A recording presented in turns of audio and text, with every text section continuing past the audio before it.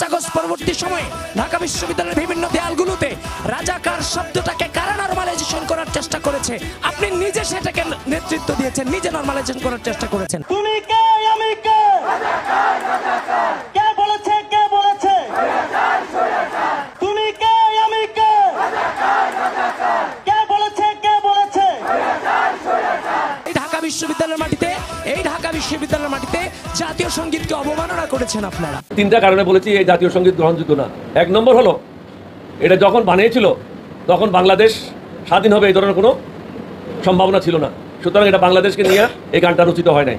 2 নম্বর হলো, বাংলাদেশের কোনো নাগরিক এই গানটা রচনা করে নাই। 3 নম্বর হলো, এই গানটাতে সুরটা নকল করা হয়েছে। সুতরাং এই ধরনের বিভ্রান্তিকর জিনিসগুলি নিয়ে যদি জাতীয় সঙ্গীত হয় তাহলে এটা আমাদের সমগ্র জাতির জন্য অপমানজনক। আমরা বলবো যে যুগ পরিবর্তন হয়েছে, মানসিকতার পরিবর্তন হয়েছে, মানুষের কথার পরিবর্তন হয়েছে, ভাবনা চিন্তার পরিবর্তন হয়েছে। এখন জাতীয় সঙ্গীত পরিবর্তন করা যুক্তিযুক্ত বলে আমি মনে করছি। বাংলাদেশকে কেন্দ্র করে যেটা লেখা হয়নি সেটা কেন বাংলাদেশের জাতীয় সঙ্গীত হতে যাবে? তারপর হচ্ছে যে টিএসসিতে যারা স্বীকৃত, হ্যাঁ বিচারিক হত্যাকাণ্ড নিয়ে প্রশ্ন আছে, বিচার হয়তো বা শাস্তি কম হতো অথবা শাস্তি বেশি হতো, কিন্তু স্বীকৃত যারা রাজাকার তাদের ছবি তো আপনি জানাতে পারেন না।